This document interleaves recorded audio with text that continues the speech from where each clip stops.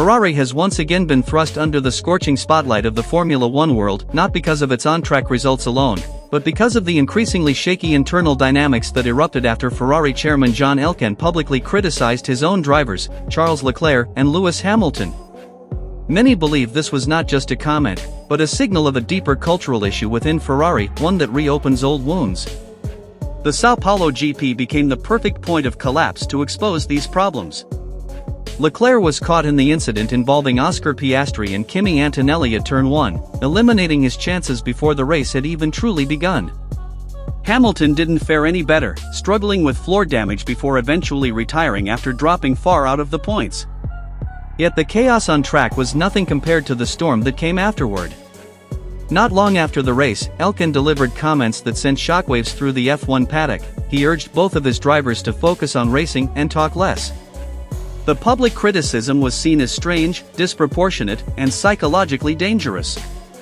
1996 Formula One world champion Damon Hill believes Elkann's remarks were not only unwise, but potentially damaging to team morale.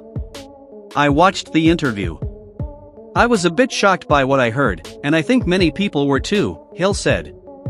"I didn't realize the drivers had said anything outrageous. Maybe I missed some quotes somewhere. I don't know what's going on." Hill's reaction reflects the public's confusion. Leclerc and Hamilton had not seemed like drivers who were complaining excessively. Their previous comments were merely reflections on the car's performance, something entirely normal, even in the most professional environments. Hill added, "They're going to be critical. They're part of the team, but the drivers are the end users of the product. They can't possibly say everything is fine when it clearly isn't." This is the heart of Ferrari's problem when drivers who need room to speak honestly are instead placed in a position of being blamed publicly. Hill believes Elkann's approach was not only a strategic communication mistake, but also a moral one. "It can be a bit demoralizing. I'm sure he must have said it privately, but once you say it publicly, it can come across as belittling. And history seems to be repeating itself." Ferrari has long been known as a team that demands perfection, but often channels that pressure toward its drivers openly. From Alain Prost to Sebastian Vettel, many have felt the cold sting of Ferrari's top-level criticism. This culture, not entirely toxic, but undeniably harsh, shapes the perception that Ferrari sees drivers as replaceable parts rather than assets to be protected. He'll bluntly emphasize this. It highlights the fact that drivers are temporary, and the team, especially a team like Ferrari, will be there forever. On the other hand, the relationship between Ferrari and its drivers has always been unique, sometimes filled with passion, sometimes with pain. They are highly paid, given historic opportunities, yet constantly live under the shadow of unrelenting expectations. Hill even remarked, "If they say something wrong, you'll get some pushback from time to time." The question now is, was Elkann's comment merely an emotional reaction to a bad weekend? Or does it reveal a deeper structural problem, Ferrari's ongoing struggle to manage internal pressure and communication? It has been 17 years since Ferrari last won a constructors' title, and each trophy-less season only intensifies the strain. Criticizing the drivers may seem like a fast solution, but the risks are obvious: broken trust, shaken motivation, and a widening gap between the team and the people risking their lives behind the wheel.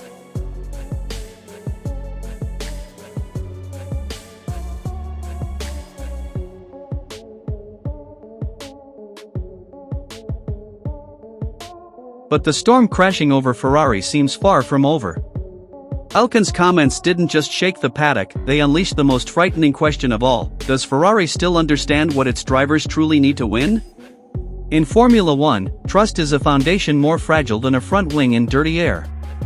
And when the chairman, the highest authority in the Ferrari hierarchy, publicly reprimands his own drivers, a small crack can quickly turn into a canyon.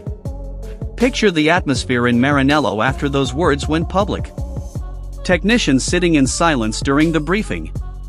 Engineers exchanging those quick, weighted glances, no words needed. And the drivers, trying to look composed while knowing deep down that they're now under a spotlight they didn't deserve.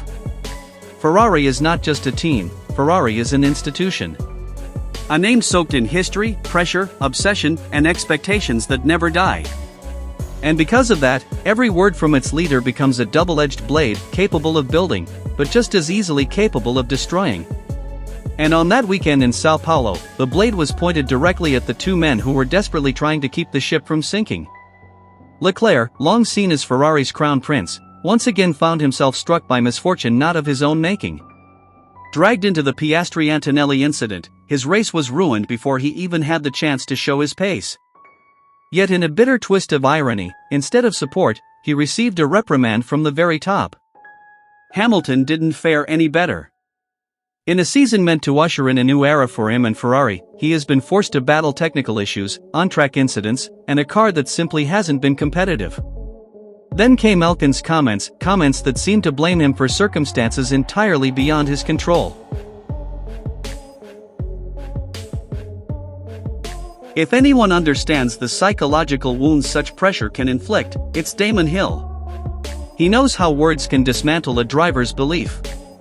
He knows how a team can collapse from within long before it collapses on the timing sheets. So when Hill warns that Elkan's remarks could damage morale, he isn't speaking lightly. He's speaking about the core pillar of any successful team, trust.